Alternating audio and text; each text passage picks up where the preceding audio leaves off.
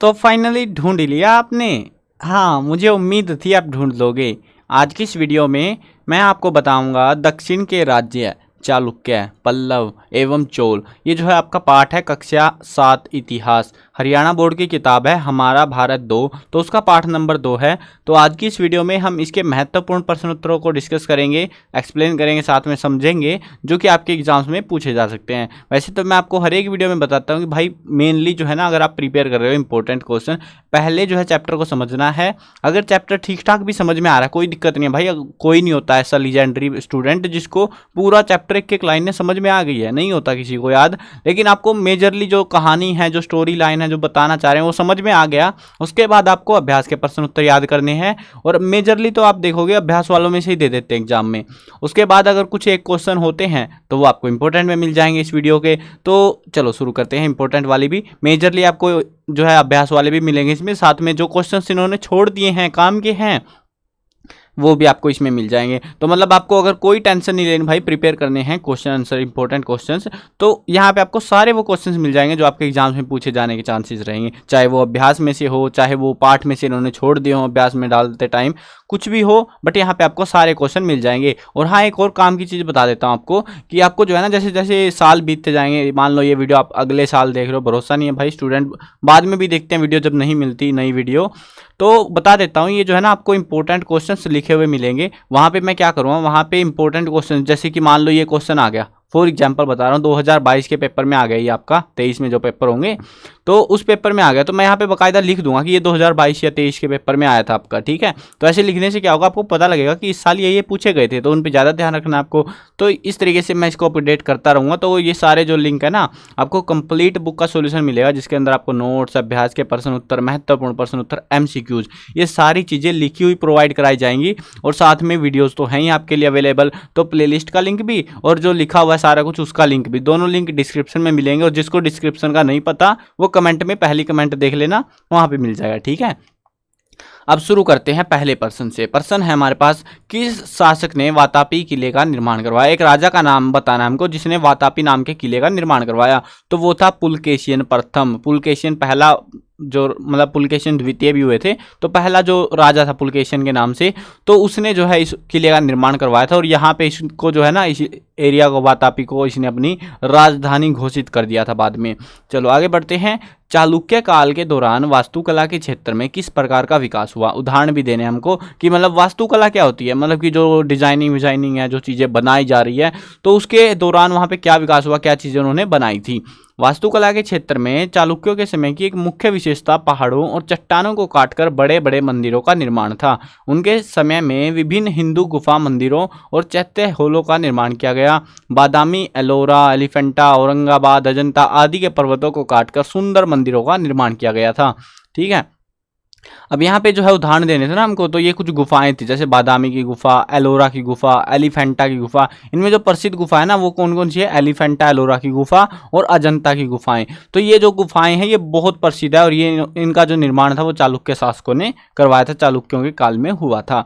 चालुक्य के कल्याणी वंश के एक शक्तिशाली राजा का नाम बताइए। आपसे देखो क्वेश्चन कैसे पूछ सकते हैं। अब आप बोलोगे भाई एग्जाम में कैसे आएंगे क्वेश्चन, क्या सेम टू सेम क्वेश्चन आएंगे? तो ऐसा सोचना शायद आपके लिए गलत हो सकता है। आपको किस हिसाब से सोचना पड़ेगा, प्रश्न क्या है, उत्तर क्या है, पूछा क्या गया हमसे। अब यहाँ पे हमसे दो चीज़ें पूछी हैं क्वेश्चन में, अगर ध्यान दोगे, कि शक्तिशाली राजा का नाम बताइए। अब आपसे पूछ लिया खाली इतना ही कि शक्तिशाली राजा का नाम बताइए, तो आप कोई से का भी राजा, क्योंकि इन्होंने कोई ऐसा तो है नहीं स्पेशली, चालुक्य के कल्याणी वंश के अंदर कोई ऐसा अकेला राजा नहीं था जिसने कुछ ज़्यादा खास विस्तार करा हो। और उनकी किसी भी उपलब्धि का वर्णन कीजिए। तो यहाँ पे उपलब्धि पूछी जा सकती है कि चालुक्य की उपलब्धि, खाली ऐसे पूछ लेंगे चालुक्य की उपलब्धि क्या थी, तो उन्होंने अपना साम्राज्य विस्तार करा। कुछ शासकों के नाम बता सकते हो जिनको उन्होंने हरा दिया, बहुत सारों को हराया था। नहीं याद आए तो चोल, जो है ये क्या थे, ये यार पल्लव, और इनको जो है इनके भी बहुत सारे वंशजों को इन्होंने हराया था। ऐसे लड़ाई चलती रहती थी इनके आपस में ना। तो यहाँ पे जो चालुक्य के कल्याणी वंश के शक्तिशाली राजा था तेल द्वितीय, और भी कई सारे थे, कोई से का भी नाम लिख सकते हो। अब इस बंदे ने जो है बहुत सारा जो साम्राज्य विस्तार किया, और इसने पांचाल प्रदेश को अपने अधीन कर लिया। अब यहाँ पे पांचाल प्रदेश लिखा है, मैं कह सकता था यहाँ पे उड़ीसा को अपने अधीन कर लिया, और भी बहुत सारे राज्यों पे कब्जा करा, जो सा भी नाम याद है लिख देना। ठीक है, मतलब टॉपिक में से। चलो अगला प्रश्न देखते हैं। पुलकेशिन द्वितीय की 3 उपलब्धियों का वर्णन कीजिए। ये जो पुलकेशिन द्वितीय वाला ये प्रश्न है ना, ये बहुत इंपॉर्टेंट है, आप इसको एज अ ज़्यादा इंपॉर्टेंट मार्क कर सकते हो। वैसे मैंने सारे क्वेश्चन वो डाले हैं जो एग्जाम में पूछने के चांसेस कहीं ना कहीं रहेंगे, क्योंकि भाई पहली बार पेपर होना आपका भी, आपको भी पता है नई किताब है, पहली बार पेपर होना। अगर पेपर हो चुका होता तो मैं एनालिसिस करके मस्त वाला आपको कंटेंट प्रोवाइड करा देता, जिससे बहुत हाई श्योरिटी हो जाती कि हाँ यही क्वेश्चन एग्जाम में पूछे जाएंगे। बट अभी पेपर जो किताब ही नहीं आई है, तो पहली बार पेपर होना है, तो अभी बाद में पता लगेगा पेपर में क्या चल रहा है क्या नहीं चल रहा। बट हाँ एक चीज़ मैं आपसे भी बोलना चाहूँगा कि अगर आप ये वीडियो देख रहे हो, तो अगर यूटी वगैरह होता है आपका, कोई यूनिट टेस्ट मंथली टेस्ट जो होते हैं, अगर उनमें कोई क्वेश्चन आता है इस इतिहास की किताब में से, तो वो जो क्वेश्चन है वो आप कमेंट में बता देना मेरे को, ताकि मैं उनको जो है एज अ मार्क रख पाऊँ, ताकि फाइनल जब एग्जाम होगा ना आपका, तो आज आपको जो है पूरा कंक्लूजन दे दूंगा कि इस टाइप से के क्वेश्चन आपसे पूछे जा सकते हैं। तो ये आपकी ड्यूटी है कि आपका जो यूटी होता है उसका जो क्वेश्चन है इतिहास में से आ रहे हैं जो इस बुक से, तो वो वाले क्वेश्चंस आप कमेंट में बताओ मेरे को, ठीक है। चलो वो आपके ऊपर है भाई, अब आप बताते हो या नहीं बताते हो वो तो मैं अभी फिर बाद में मेरे को रिसर्च करनी पड़ेगी, टाइम लगेगा उसमें बहुत ज़्यादा। कई बार जो है क्वेश्चंस मिलते ही नहीं है, इम्पोर्ट यूटी वगैरह तो मिलते नहीं है ना इंटरनेट पे, तो वो भी दिक्कतें हैं, तो इसीलिए मैं आपसे बोल रहा हूँ। चलो अब ये जो क्वेश्चन है बहुत इंपॉर्टेंट है, हमको 3 उपलब्धियों का वर्णन करना है। वैसे तो देखो अगर 3 उपलब्धियां करनी है छोटा है, अगर एक ही नंबर में पूछ लिया आपसे 3 उपलब्धियां, ठीक है, तो सिर्फ ये वाली लाइन लिख देना और छोड़ देना आगे का, ठीक है। लेकिन अगर 3 नंबर में आ गया या 2 नंबर में आ गया तो ये पूरा आपको लिखना पड़ेगा। अब यहाँ पे क्या है, पुलकेशिन द्वितीय ने दक्षिण में कदम्बों, कोंकण के मौर्य, उत्तर के गुजरों को हरा दिया। अब ऐसे एक नंबर में देखो, वैसे तो 3 काम इसने कर दिए, दक्षिण में कदम्ब हरा दिए, कोंकण में मौर्य और उत्तर के गुज्जर।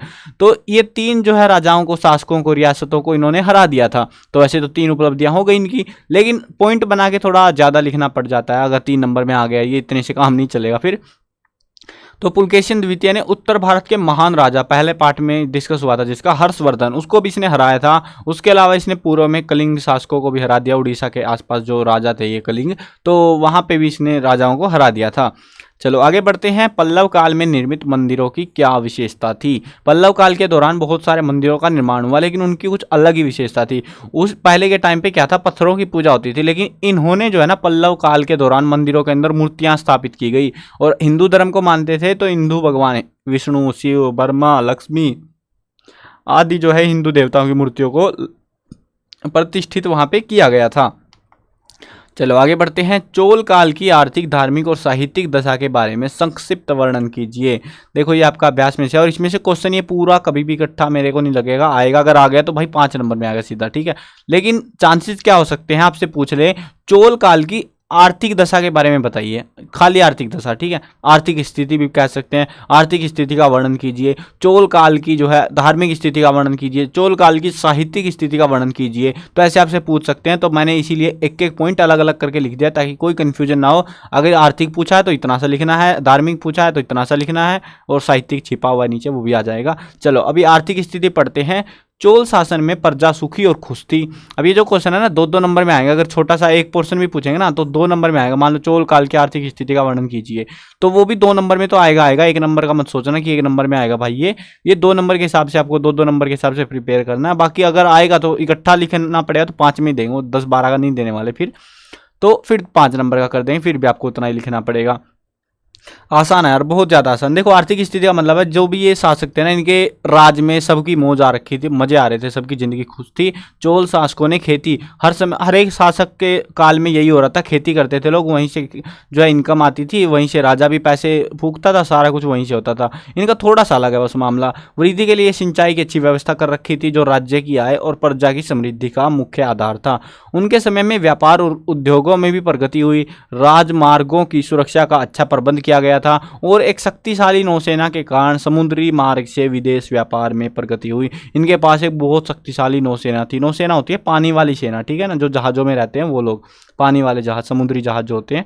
उस समय विदेशों से भी जो है व्यापार होता था। चोल साम्राज्य सामंतीय अर्थव्यवस्था पर आधारित था। अब हम बात करेंगे धार्मिक स्थिति की, धर्म को लेकर क्या स्थिति थी। तो चोल शासक जो है शैव और वैष्णव, वैसे तो हिंदू ही है बेसिकली, तो लेकिन शैव और वैष्णव जो है संप्रदाय के समर्थक थे, इन संप्रदायों को मानते थे, इन भगवानों को मानते थे।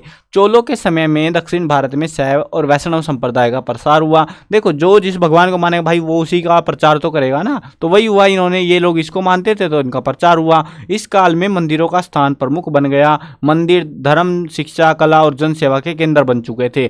मतलब कि वहाँ पे धर्म के बारे में ज्ञान दिया जाएगा, पढ़ाई लिखाई मतलब पहले के टाइम में स्कूल नहीं होते थे ऐसे स्पेशल कि तुम्हारा स्कूल है, वो मंदिरों में ही होता था। वो सारा जो ज्ञान दिया जाता था ना स्टूडेंट्स को, बच्चों को, तो वो स्कूल मंदिरों के अंदर ही किया जाता था। आजकल तो स्कूल बन गए हैं।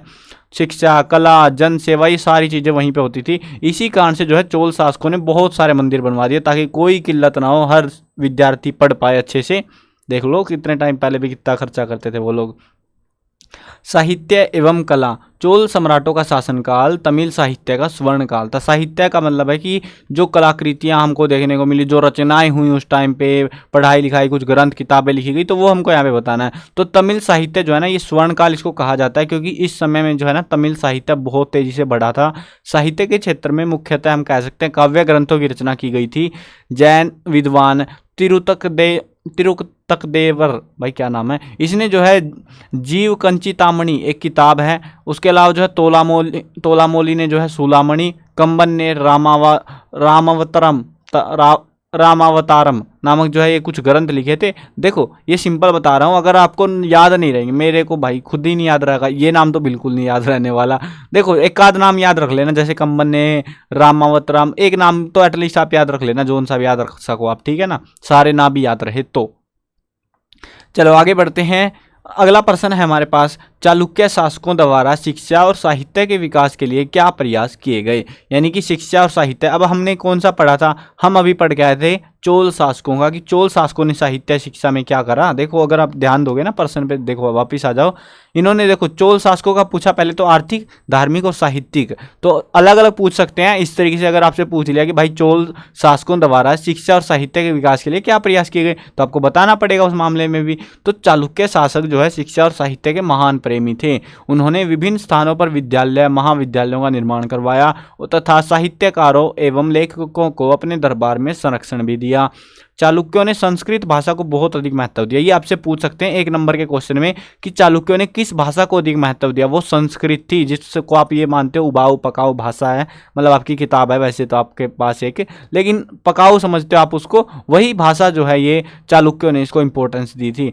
विल्हण का विक्रमांक देवचरित और सोमदेव सूरी को जो है वाक्यामृत, इस युग के कुछ प्रमुख ग्रंथ थे जो लिखे गए थे। आपको जो है इनमें से जो है ना ये वाला नाम याद रखना, विल्हण ने जो लिखा था विक्रमांक देवचरित, तो ये वाला आपको याद ही रखना पड़ेगा। ये पूछ सकते हैं आपसे कि ये जो ग्रंथ, आपसे ये नाम पूछेंगे कि ये वाला जो ग्रंथ है ये किसने लिखा था, तो ये विल्हण ने लिखा था, ऐसे पूछ सकते हैं। सो आपको अगर देखो आपने अगर अच्छे से प्रिपेयर कर लिया ना इन क्वेश्चंस को, तो आप आराम से जो है बढ़िया मस्त वाले नंबर ले लोगे। तो वो आपके ऊपर है भाई, आप कितना अच्छे से इनको प्रिपेयर करते हो। अब चलो अगला प्रश्न देखते हैं। पल्लव शासक, अब हमने किसका पढ़ा था, चालुक्य का पढ़ लिया, चोल का भी पढ़ लिया, पल्लव शासक बच गए थे। तो पल्लवों का भी पूछ सकते हैं एग्जाम में कि पल्लव शासकों द्वारा शिक्षा और साहित्य के विकास के लिए किए गए प्रयासों का वर्णन कीजिए। तो सेम सा ही है वहाँ पे भी, कांची के विश्वविद्यालय ने इस प्रगति में बहुत सहयोग दिया। पल्लव शासकों ने विद्वानों को आश्रय दिया। सम्राट सिंह विष्णु ने समकालीन विद्वान भारवी को अपने दरबार में आने हेतु आमंत्रित किया था। उसके अलावा जो है विद्वान दंडी को जो है उन्होंने, दंडी जो है ना, ये जो दंडी लिखा हुआ है इसको जो है कई जगहों पे आपको ऐसे भी कंफ्यूज करने के लिए ऐसे भी लिख सकते हैं दंडी, ठीक है ना, तो कंफ्यूजन नहीं होना, दंडी दंडी सेम ही है दोनों दंडी। उनको जो है अपने राज्य में राजकीय संरक्षण प्राप्त हुआ था। पल्लव शासकों के समय में संस्कृत के अतिरिक्त तमिल साहित्य की भी प्रगति हुई, यानी कि ये लोग भी संस्कृत को तो मानते ही थे, साथ में तमिल साहित्य को भी इन्होंने जो है विकास करवाया। तमिल का जो है कुरल एक ग्रंथ है, ये ग्रंथ इन्हीं के समय काल के दौरान लिखा गया था। पल्लवों द्वारा कांची के समीप एक मंडप में महाभारत के पाठों का प्रबंध भी करवाया गया था, यानी कि उस टाइम पे लोगों को महाभारत पढ़ाई जाती थी। शायद हिंदी में नहीं बट संस्कृत में तो पढ़ाई देते होंगे, लेकिन यार समझ में किसकी आती होगी पता नहीं। चलो देखते हैं उस टाइम पे लोकल भाषा थी, जैसे आजकल हम हरियाणवी बोलते हैं, हिंदी बोलते हैं ना, उस टाइम पे संस्कृत थी, कॉमन भाषा थी वो। अब आप लोग सोच रहे हो भाई मतलब इतनी खतरनाक भाषा, तो देख लो तुम कितनी आसान भाषा बोल रहे हो आज के टाइम पे। चलो अगला प्रश्न देखते हैं। चोल के केंद्रीय और प्रांतीय शासन पर विश्लेषणात्मक टिप्पणी कीजिए। देखो हमको क्या बताना है, चोल के बारे में बताना है, उसके जो है केंद्रीय शासन कैसे चल रहा था, प्रांतीय शासन कैसे चल रहा था।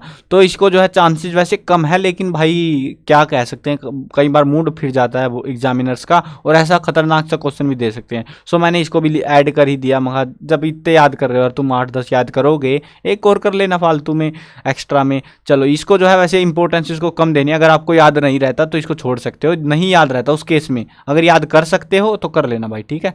चलो इसमें जो है हमको क्या बताना, चोल के केंद्रीय मतलब केंद्र जो था ना, चोल जो साम्राज्य था उसका केंद्र में कैसे शासन चलता था, प्रांत यानी कि जो जिले थे उनमें कैसे शासन चलता था वो बताना बस। चोल शासक कुशल शासक प्रबंधक थे, केंद्रीय शासन का प्रधान सम्राट होता था। चोल शासक निरंकुश होते हुए भी प्रजा की भलाई और सार्वजनिक हित के कार्य में लगे रहना अपना प्रमुख कर्तव्य मानते थे। सम्राट की सहायता के लिए विभिन्न मंत्री और अन्य बड़े पदाधिकारी भी होते थे। ये जो सेम है ना, ये चोल हो, चालुक्य हो, पल्लव हो, तीनों में सेम था ये। इसको कहीं भी मतलब ऐसे कंफ्यूज नहीं होना कि चोल की बजाय आपको जो है पल्लव दे दिया है या फिर चालुक्य दे दिया तो भाई क्या लिखे अब। तो ये सेम टू सेम है। उसमें भी जो है राजा प्रधान होता था, उनकी भी अपने मंत्री संतरी होते थे। जैसे आप अकबर बीरबल देखा होगा ना आपने ज्यादातर ने, या फिर कोई और नाटक देखा होगा जिसके अंदर ऐसे जो है मतलब राजाओं का किरदार निभाया जाता है, उसमें आपने देखा होगा मंत्री बैठे होते हैं कुर्सियों पे, एक राजा होता है, राजा की सब सुनते हैं। वैसा सही सीन था हर एक राजा के टाइम में। अब चोलों ने गांव में क्या कर रखा था, गांव में भी सबका सेम हाल था। उन्होंने जैसे आजकल हम क्या देखते हैं, पहले देश है हमारा भारत, भारत के अंदर राज्य हैं 28-29 ऊपर नीचे होते रहते हैं ये तो जो भी है। अब इसके बाद में एक राज्य पे आ जाओ अपने पे, हरियाणा पे। हरियाणा के अंदर कितने सारे जिले हैं, अब जिलों के अंदर भी देखोगे तो गांव हैं बहुत सारे। तो वही सीन उस टाइम पे भी था। चोलों ने भी जो है अपने पूरे साम्राज्य को 6 प्रांतों में बांट रखा था। अब पूरा भारत नहीं था चोल के पास, थोड़ा सा हिस्सा था, उसको 6 प्रांतों में बांटने से काम चल गया। अब प्रांतों को मंडलम में बांट दिया और इसके अध्यक्ष को इन्होंने वायसराय नाम दिया। मंडलम का विभाजन फिर कोट्टम में कर दिया जिसको वलनाडु कहा गया, और कोट्टम को आगे जो है नाडु में भी बांट दिया गया। नाडु की सभा को नाटार कहा गया जिसमें सारे गांव के प्रतिनिधि हुआ करते थे। तो ऐसे जो है इसको पूरा लेवल बाय लेवल इसको बांटा गया था। चलो अगला प्रश्न देखते हैं। पल्लव शासकों के काल में वास्तुकला का विकास किस प्रकार हुआ, यानी कि उस समय जो पल्लव शासक थे उस समय में वास्तुकला में क्या जो है हमें सुधार या क्या चीज़ें हमें देखने को मिली थी वो बतानी है। सुदूर दक्षिण में पाषाण वास्तुकला की शुरुआत पल्लव शासकों ने शुरू की थी और उनके संरक्षण में अनेक मंदिर पहाड़ों की चट्टानों को काटकर बनाए गए। वास्तुकला क्या होती है, डिजाइनिंग मंदिर या जो भी कुछ कर रहे हैं वो धर्म को लेके, तो वही चीज़ें बतानी है। सेम सा हाल था जिसमें जो है विष्णु, शिव, ब्रह्मा, हिंदू देवी देवताओं की मूर्तियाँ प्रतिष्ठित की गई। मामल्लपुरम के शिव मंदिर, 5 पांडवों का मंदिर, वराह मंदिर इस कला के कुछ बहुत ही बेहतरीन उदाहरण आप कह सकते हैं जिसके अंदर सुंदर मूर्तियां और चित्र बनाए गए हैं। अब यह है छोटा सा प्रश्न जो कि आपसे 1 नंबर में पूछ सकते हैं और इंपॉर्टेंट है, याद रखना है आपको। चोल शब्द की उत्पत्ति कहाँ से हुई? चोल शब्द की उत्पत्ति तमिल भाषा के चूल शब्द से हुई थी जिसका अर्थ होता है भ्रमण करने वाला। फालतू हम लिखेंगे नहीं भाई, आलसी लोग हैं हम, है ना। देखो कभी भी एक चीज़ ध्यान रखना, अगर आपका 1 नंबर का प्रश्न है ना, तो जैसे ये लाइन है आपकी, जो अगर नोटबुक में लिखोगे तो आई थिंक तो ये 1 लाइन में जो ज़्यादा ऐसे कॉम्प्रोमाइज़ कर करके बिल्कुल जगह नहीं छोड़ते तो वो 1 लाइन में ढूंढ देंगे इसको, लेकिन जो खुला खुला सा लिखते हैं थोड़ा 2 लाइन में कर देंगे इसको। तो 2 या 3 लाइन, अगर खुला खुला लिख रहे हो 3 लाइन मैक्स आपको लिखनी है 1 नंबर के प्रश्न के लिए, उससे ज़्यादा नहीं लिखने की जरूरत होती भाई। अगर आप ऐसे भर रहे हो ना पैरे के पैरे तो कोई ज़रूरत नहीं है, आप आराम से सोच के बिल्कुल जो जो पूछा है ना बस उतना सा लिख दो, फालतू नहीं लिखना कुछ भी। चलो आगे बढ़ते हैं। चोल सम्राट की सैनिक व्यवस्था का वर्णन कीजिए। चोल सम्राटों की सैनिक व्यवस्था बहुत खतरनाक थी और बहुत प्रसिद्ध भी थी, तो इसीलिए मैंने ये क्वेश्चन ऐड कर दिया, क्या पता पूछ ले आपसे कि सैनिक व्यवस्था कैसी थी उनकी, वो बता दो। तो चोल सम्राट ने एक अच्छी विशाल सेना का गठन किया और श्रेष्ठ नौसेना तैयार की। हाथी, घुड़सवार और पैदल सैनिक सेना के मुख्य अंग थे। अभिलेखों से चोल सेना में 70 रेजिमेंटों के होने का उल्लेख मिलता है। उनकी सेना में 60,000 हाथी, 1,50,000 सैनिक शामिल थे। अरब से श्रेष्ठ घोड़े यहाँ पे मंगवाए जाते हैं और उस समय में और आज के समय में भी अरब के घोड़े जो है ना बहुत प्रसिद्ध हुए हैं, मतलब कि कह सकते हो बहुत बढ़िया घोड़े माने जाते हैं अरब देश से जो आते हैं, तो यहाँ पे भी वहीं से सारे घोड़े मंगवाए जाते थे और उन पर बहुत अधिक धन का खर्चा किया जाता। सैनिकों की छावनियाँ होती थी और जहाँ उन्हें शिक्षा, अनुशासन, ट्रेनिंग मिलती थी। बेसिकली सम्राट को के अंगरक्षक अलग हुआ करते थे जिन्हें जो है वेलाइकारा पुकारते थे। योग्य सैनिक और सरदारों को क्षत्रिय शिरोमणि की उपाधि देकर सम्मानित भी किया जाता था। तो ये पूरी इनकी सैनिक व्यवस्था थी कि सैनिक इस तरीके से इनके काम करते। राजा के पर्सनल सैनिक होते, जैसे आजकल हम जिनको बॉडीगार्ड कहते हैं, तो वैसे राजा अपने बॉडीगार्ड रखता था जिनको हम उस टाइम पे वेलाइकारा कहते थे। और उसके अलावा जो है सेना होती थी जिसमें हाथी, लोग, पैदल, भाला सब लेके भटक रही है और ट्रेनिंग भी देते थे उनको, ठीक है। तो इसको आप अपने हिसाब से ऊपर नीचे करके लिख सकते हो लाइनों, कोई दिक्कत नहीं है, बट हाँ इसके याद कर लेना। ये जो 12 प्रश्न मैंने आपको प्रोवाइड कराए हैं इस चैप्टर से, इनसे बाहर बहुत कम चांसेस होगा कि भाई एग्जाम में पूछ ले आपसे। अगर आपने इनको अच्छे से कर लिया ना तो ये सफिशिएंट है आपको एग्जाम प्रिपेयर करने के लिए इस चैप्टर से। बाकी जो है आप भी अगर यूटी होता है तो फाइनल में बता रहा हूँ भाई, अगेन बताना पड़ता है यार। तुम लोग जो है ना जो भी जो क्वेश्चन आएगा एग्जाम में तो वो कमेंट में बता देना, कोई सी वीडियो मिले भाई, जरूरी नहीं है इसी क्लास की यही किताब हो, आपको बस बता देना है ये पर्सन था भाई इस क्लास का। अगर कोई दूसरी वीडियो उठा रहे हो ना आप इस चैनल के, मान लो कोई 6ठी क्लास की या 10वीं 12वीं क्लास की कोई सी भी वीडियो मिल जाए आपको हमारी, उस वीडियो पे जाना, कमेंट करना और लिख देना बाकायदा अगर आप दूसरी वीडियो है कोई सी क्लास की तो कि क्लास 7 इतिहास में जो है ये पर्सन आए थे, ठीक है। पर्सन लिख देना आप वहाँ पे हिंदी में इंग्लिश में जैसे आपसे एक्सप्लेन किया जाए, तो उसको जो है मैं उससे फ़ायदा होगा कि यहाँ पे मार्क कर पाऊंगा कि हाँ ये क्वेश्चन इंपॉर्टेंस है, तो उसी हिसाब से मैं फिर आपको फाइनल एग्जाम के टाइम पे एक अच्छी सी एक पूरी बुक का कंक्लूजन दे दूंगा कि ये जो क्वेश्चन है वो आपको अच्छे से याद करने हैं और ये इन क्वेश्चंस को जरूर मतलब एक्सप्लेन भी कर दूंगा साथ में, बिल्कुल अच्छे से आपकी बुक प्रिपेयर हो जाएगी ये वाली, कोई टेंशन की बात नहीं है। चलो अब वीडियो खत्म करते हैं। मैं कवर करने वाला हूँ क्लास 1 से लेकर 12th तक सभी सब्जेक्ट की वीडियो, हिंदी मीडियम और इंग्लिश मीडियम दोनों में होने वाली है, तो सब्सक्राइब करो, साथ में घंटी दबाओ ताकि कोई भी अपडेट आए आपको बिल्कुल टाइम से मिल जाए।